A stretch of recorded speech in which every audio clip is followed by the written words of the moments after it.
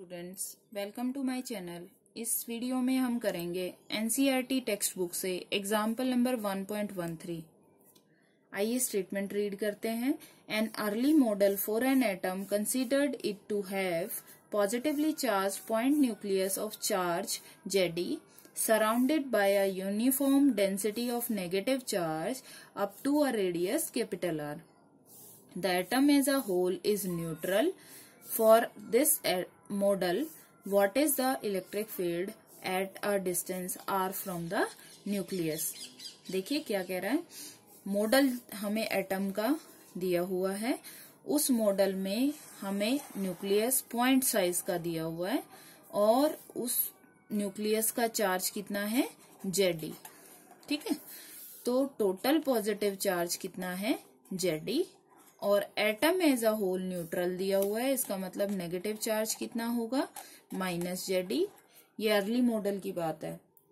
ठीक है, जब स्टार्टिंग में सोचा गया मॉडल एटम का। इसमें अदर देन न्यूक्लियस सारा जो एटम है उसमें ये सोचा गया कि जो चार्ज है नेगेटिव वो यूनिफॉर्मली डिस्ट्रीब्यूटेड होगा अराउंड न्यूक्लियस। ठीक है, तो इसका रेडियस हमें दिया हुआ है कैपिटल R। हमसे क्या कहा है, हमसे पूछा है for this model what is the electric field at a distance R from the nucleus. मतलब इलेक्ट्रिक फील्ड क्या होगी न्यूक्लियस से R डिस्टेंस पर। अब ये मेंशन नहीं किया कि इनसाइड द एटम पूछा है या आउटसाइड द, तो हम दोनों केस करके इसको करेंगे। मे बी P पॉइंट लाई करे इनसाइड द एटम, ठीक है, और outside the atom.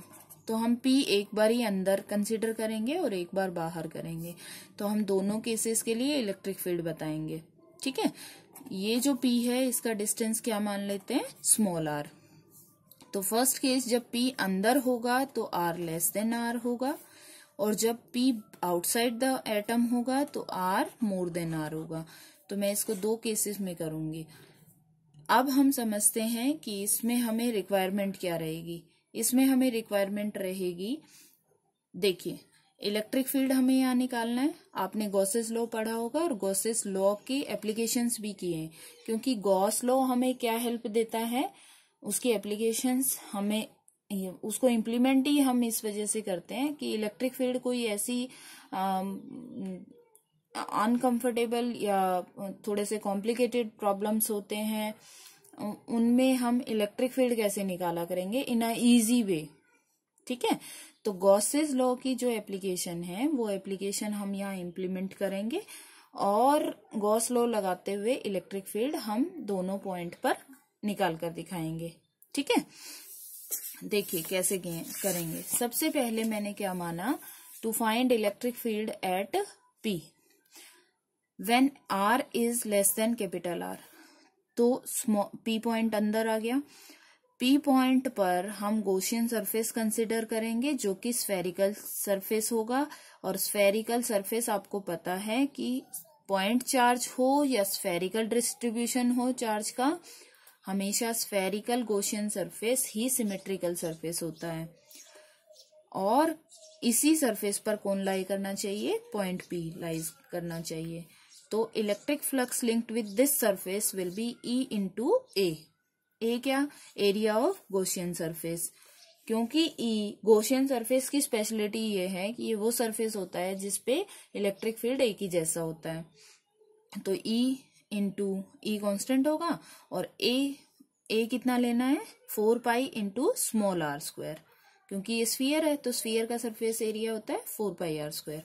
According to Gauss's law, Gauss law क्या कहता है, total flux linked with the closed surface is equal to 1/ε0 times the charge kept inside the surface. तो E into 4 pi r square is equal to Q upon ε0। अब हमें क्या करना है, Q क्या है, net charge kept inside the Gaussian surface. ठीक है, गॉसियन सरफेस के अंदर नेट चार्ज की बात करेंगे।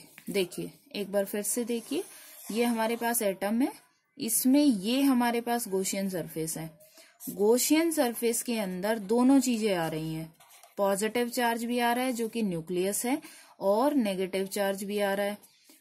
ठीक है, सारा नेगेटिव नहीं आ रहा है, सारा आता तो हम क्या मान लेते, माइनस जेड ई, अभी सारा नहीं आ रहा है, कितना आ रहा है, केवल इतना आ रहा है, ठीक है, ये वाला जो मैं शेडेड कर रही हूँ, ठीक है। ये कितना है, ये कैसे कैलकुलेट करेंगे हम, तो हम डेंसिटी की हेल्प लेते हैं। वॉल्यूम चार्ज डेंसिटी, क्योंकि ये वॉल्यूमेट्रिक डिस्ट्रीब्यूशन है इसलिए वॉल्यूम चार्ज डेंसिटी आप निकालेंगे किसकी, नेगेटिव चार्ज की, ठीक है। तो क्या होगी, rho is equal to negative charge जितना भी है डिवाइडेड बाय वॉल्यूम, ठीक है। चार्ज कितना है नेगेटिव, हमारे पास minus Z e divided by volume कितना है, कितने वॉल्यूम में है नेगेटिव, पूरा नेगेटिव कितने वॉल्यूम में है, कैपिटल आर रेडियस इस एटम का दिया हुआ है, तो वॉल्यूम होगा 4/3 पाई आर क्यूब। तो ये क्या आ गया, नेगेटिव चार्ज की डेंसिटी, यूनिट वॉल्यूम में कितना चार्ज है, इसको हम क्या कहते हैं, चार्ज डेंसिटी। तो यूनिट वॉल्यूम है चार्ज रो, हमें कितने में निकालना है नेगेटिव, हमें इतने में निकालना है, तो ये कितना है, ये है 4/3 पाई स्मॉल आर क्यूब। देखिए इसका रेडियस कितना था, स्मॉल आर, तो 4/3 पाई आर क्यूब में कितना होगा, रो इंटू 4/3 पाई आर क्यूब, तो हमें मिल गया नेगेटिव चार्ज इतना होगा, ठीक है। और पॉजिटिव कितना है, पॉजिटिव तो पूरा न्यूक्लियस आ रहा है इसके अंदर, तो पॉजिटिव कितना है, जेड। आई होप आपको समझ आ गया होगा। देखते हैं, देखिए positive charge inside the Gaussian surface plus Z, negative charge inside the Gaussian surface is rho into 4/3 pi r cube. Rho की वैल्यू मैंने यहाँ कैलकुलेट करके दिखाई हुई है, आप इसको प्लेस कर देंगे वैल्यू को, तो आएगा minus Z E small R cube upon capital R cube. But ये तो नेगेटिव चार्ज है ओनली, पॉजिटिव कितना है, इतना, नेगेटिव है इतना, तो इस गॉसियन सरफेस के अंदर कितना हुआ, total charge inside the Gaussian surface is equal to q is equal to Z e जो कि पॉजिटिव है, प्लस ये कितना है, नेगेटिव चार्ज, दोनों को ऐड किया, जेड ई कॉमन ले लिया, अंदर क्या बचा, 1 minus R cube upon capital R cube. ये आ गया net charge inside the Gaussian surface. इसी की एब्सेंस थी हमारे फॉर्मूला में, इलेक्ट्रिक फील्ड हमें मिल जाएगा, आर हमें गिवन है, ठीक है। तो अब हम इस क्यू की वैल्यू इक्वेशन नंबर 1 में पुट कर देते हैं। देखिए इक्वेशन 1 में पुट करने पर E into 4 pi R square, ये लेफ्ट हैंड साइड थी, जेड ई क्यू की जगह हमने ये वैल्यू प्लेस कर दी अपॉन एप्सिलॉन नोट, ये 4 पाई आर स्क्वायर इधर आ गया राइट में, Z E into this much 4 pi epsilon note, ये मैंने अलग से फैक्टर कर लिया, जेड ई कॉमन आ रहा है, आर स्क्वायर को अंदर ले गए, 1 upon R square minus 1 upon R square, इससे भी मल्टीप्लाई होगा तो आर स्क्वायर कैंसिल हो जाएगा, बचेगा R upon capital R cube. This will be electric field at a distance R inside the atom. ये कौन से वाला केस किया है हमने, फर्स्ट केस किया है, अभी सेकेंड केस को करते हैं। सेकेंड केस में when R is more than capital R, that is P is outside the atom. इस केस में भी हम गॉसियन सरफेस कैसा लेंगे, स्फेरिकल, जिसके ऊपर पॉइंट पी लाई करेगा। इन दिस केस देखिए total charge inside the Gaussian surface कितना आएगा, पूरा तो पॉजिटिव चार्ज आ गया, पूरा नेगेटिव चार्ज आ गया, क्यों, क्योंकि ये तो एटम से बाहर बना गॉसियन सरफेस, तो ये तो पूरा का पूरा इसके अंदर है, इसका मतलब net charge inside the Gaussian surface will be total positive plus total negative, result will be 0। According to Gauss law क्या कहता है, total electric flux is equal to 1/4 epsilon naught times the charge kept inside the Gaussian surface. Net charge कितना हो गया, 0। ये मैंने तीनों representation लिखी इसकी, phi E total electric flux को रिप्रेजेंट कर रहा है, इसको आप ऐसे भी लिख सकते हैं और ऐसे भी लिख सकते हैं, मैंने सिंपल वे में किया, E into A is equal to 0 upon epsilon naught. 0 क्या है, net charge inside the Gaussian surface. तो इस लाइन का मतलब क्या है, E into A is equal to 0, इसका मीनिंग है दो क्वांटिटीज का प्रोडक्ट जो है वो 0 है। अब 100% है कि कोई एक तो 0 है, बट हमें ये पता है एरिया ऑफ गॉसियन सरफेस, हमने गॉसियन सरफेस तो काफी बड़ा माना है, तो इसका एरिया तो 0 नहीं है, तो हम ये लिख रहे हैं बट A इज नॉट 0, सो कौन 0 होना चाहिए? Electric field. So electric field is 0.